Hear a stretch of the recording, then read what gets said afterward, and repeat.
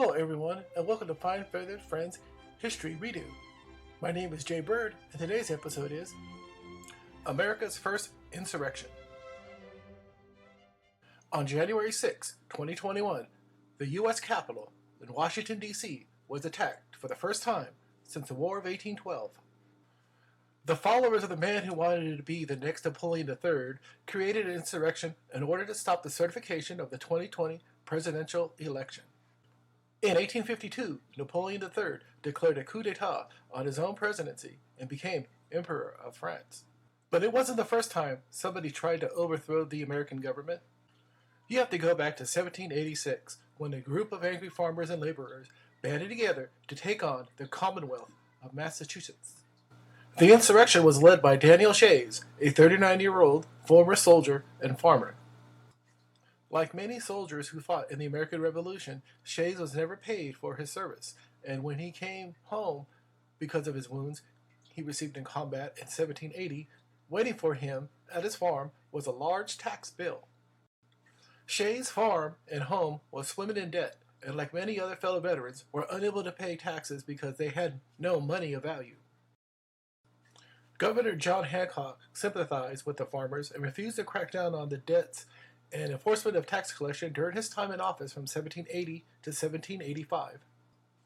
When Hancock stepped down in 1785, he was replaced by his political rival and wealthy merchant James Baldwin. Unlike Hancock, Baldwin expected to have his taxes paid on time and with hard money, not the worthless Continental paper bills. But you can't squeeze blood from a rock. The money borrowers were trying to pay their war debts by heavily taxing people who had no money or income. Whenever tax collectors tried to collect debts, they were attacked by large mobs. On August 29, 1786, Shays' Rebellion began when he led a mob of angry debtors and shut down a courthouse in Northampton. The mob began to call themselves the Regulators and shut down another court a few days later in Worcester. Governor Baldwin demanded an end to this mob action, but they refused.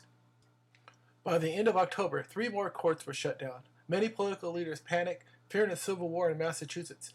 A few courts remained open due to the intervention of the state militia. Samuel Adams felt that the insurrectionists were being influenced to commit acts of treason by a foreign entity. Sounds familiar. And recommended the suspension of habeas corpus so he could legally keep those arrested in jail without a trial. Sounds familiar again. Adams also wanted to make a law that stated acts of rebellion are punishable by death. Ironically, this is what the British had in mind for him if the 13 colonies lost the American Revolution. Job Shattuck was identified as one of the co-leaders of the rebellion, and a warrant was issued for his arrest.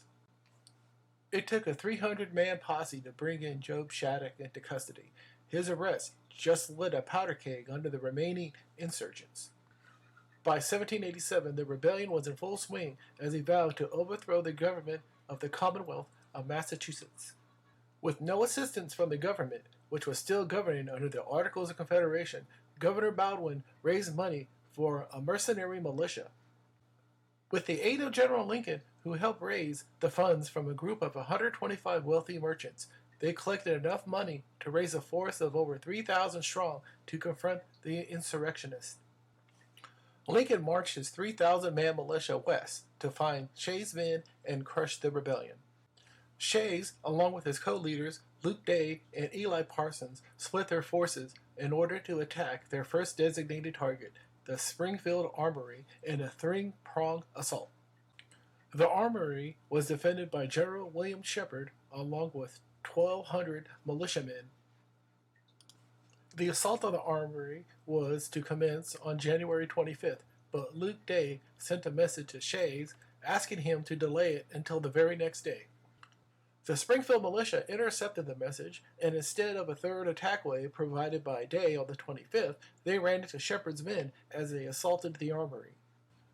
Lincoln ordered 2 cannons to fire a couple of rounds of grape shot at the insurgents. When the smoke cleared, 4 of the rebels were dead and 20 were injured.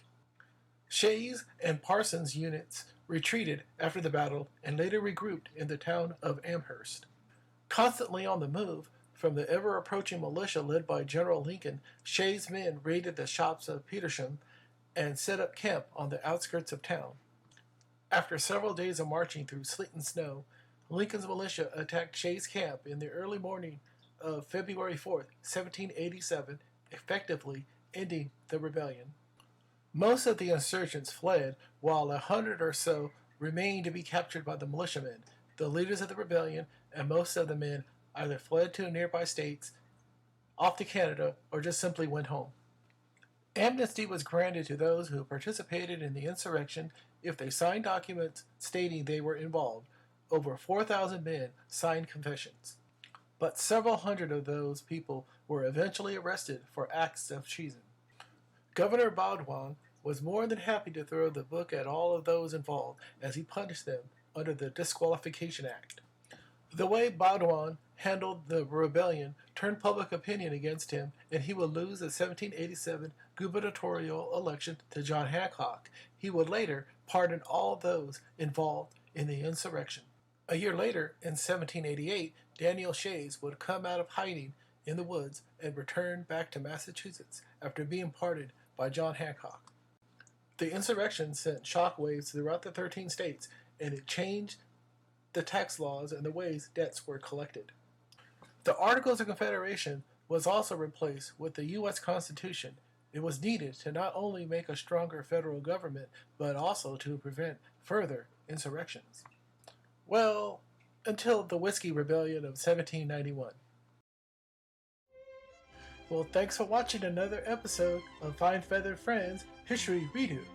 My name is Jay Bird, and I'll see you next time. Take care now. Bye.